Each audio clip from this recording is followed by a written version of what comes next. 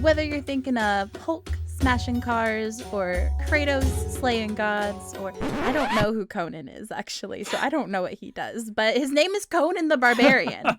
So I think he's doing barbarian things. You can roast me if you want. That was a little too honest. And here's the thing, I also don't know a lot about Conan the Barbarian.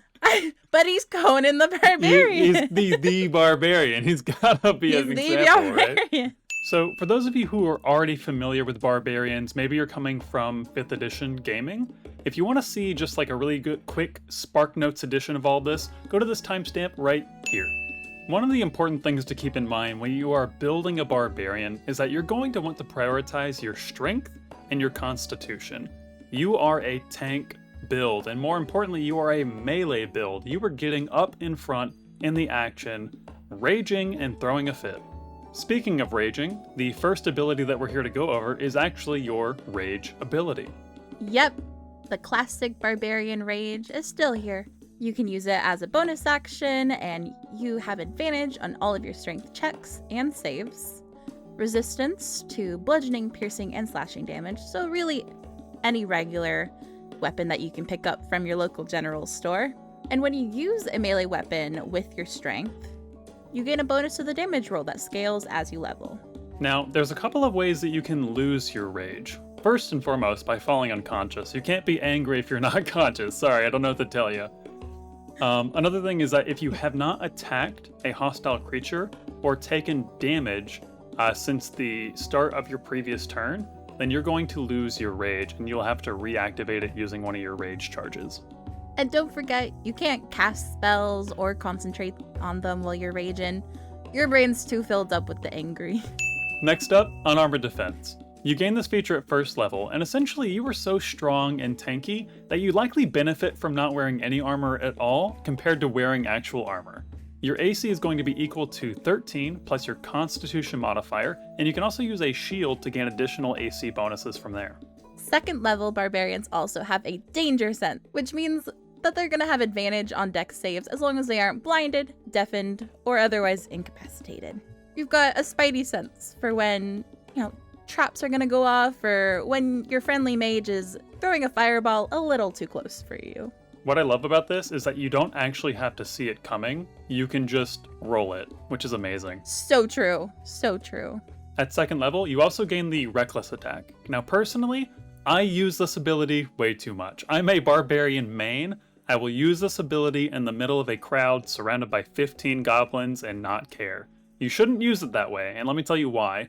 You can use a Reckless attack and gain advantage on your melee weapon attacks on creatures around you. However, every attack on you until the start of your next turn has advantage on you as well. So don't use it in a crowd like I do. Be more responsible. No, don't be. Don't be. You're a barbarian. Use it. I know you want to. At 5th level, you have access to multi-attack. Double the reason to use a Reckless attack, because you're making 2 weapon attacks every time you take the attack action. Hell yeah. See, you can't deny the Reckless in you. No, I absolutely cannot. It's Barbarian's your favorite class. Come on, show the bias. They added something really cool to fast movement, which I read and I was like, that's nice. I saw that already and I was like, oh, I know that. Barbarian players, literally every time we rolled initiative, they would be like, okay, but I'm really far away. Yeah, exactly. Just get me closer. I want to be in the mosh pit. And then at level 5, you're also gaining fast movement. Your movement speed that you can move every turn is increased by 10 feet.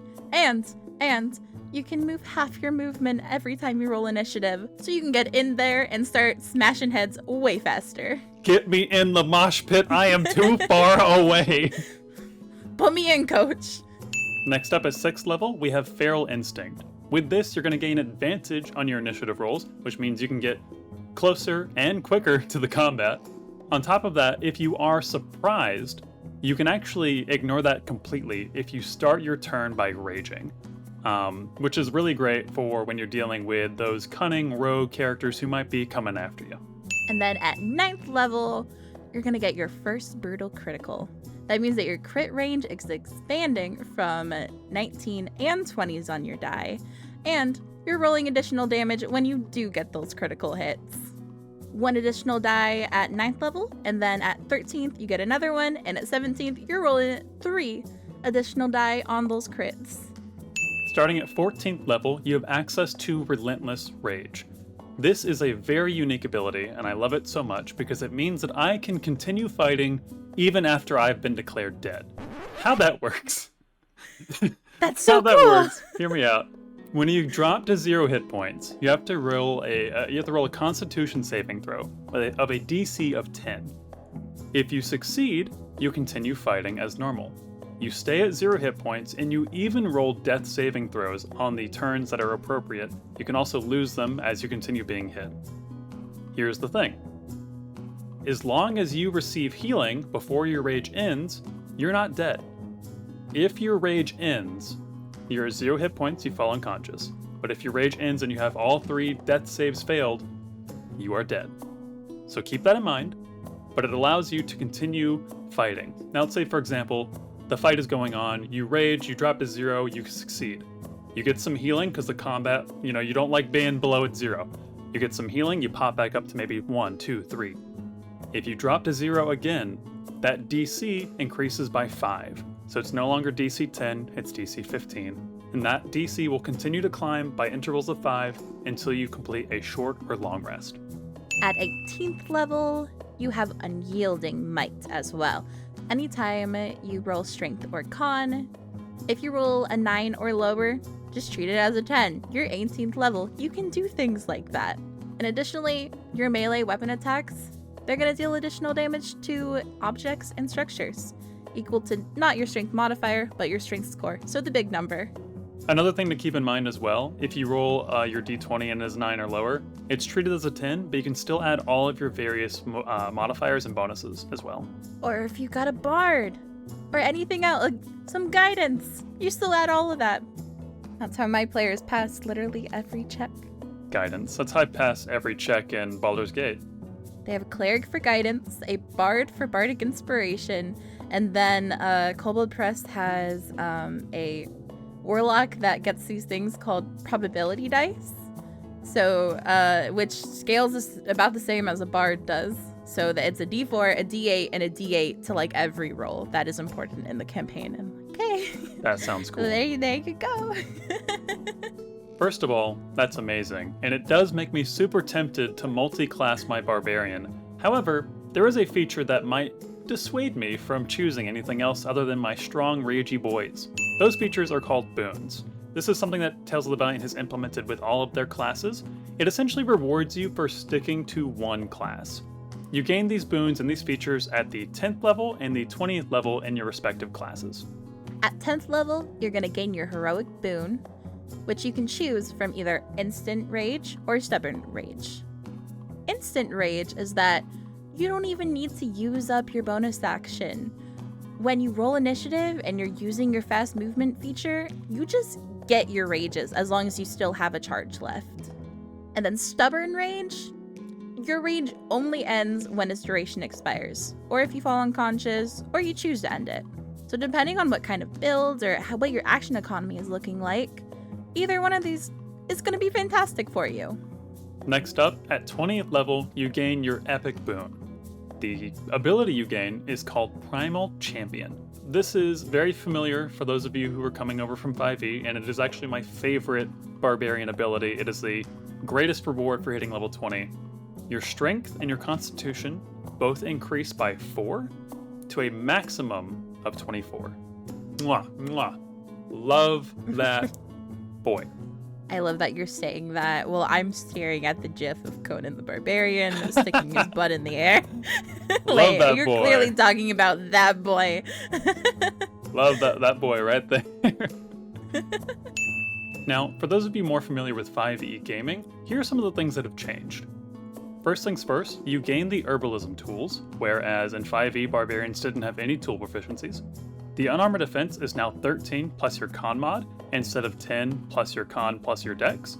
Essentially, they removed dexterity from this calculation, and it gives you more playability with your ability scores. With fast movement, they've added an ability that allows you to move half of your movement speed when you roll initiative. For Brutal Critical, your crit range has been expanded from 20 to 19 and 20. For your Relentless Rage ability, instead of dropping to 1 hit point when you make your save, there's a new system that involves actually being on 0 and having death saves, and you die if you don't heal yourself. So honestly, give that a good read. It's different in a good way, and I think it's going to lend itself to more impactful roleplay moments. And then finally, there's Unyielding Might. Essentially, this is your strength and con. Any d20 rolls that you roll for those are treated as a 10 if they're below 9, whereas Indomitable Might treated strength checks that were lower than your strength score as your strength score for the result. And that's what's changed. And that is the base Barbarian for you all. Now, but there are of course subclasses that we're not going to get into today. That's going to be a video for another time.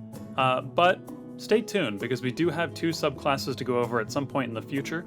The 2 subclasses currently available to the Barbarian are the Berserker and the Wild Fury. Both of those subclasses have their own special unique flavors.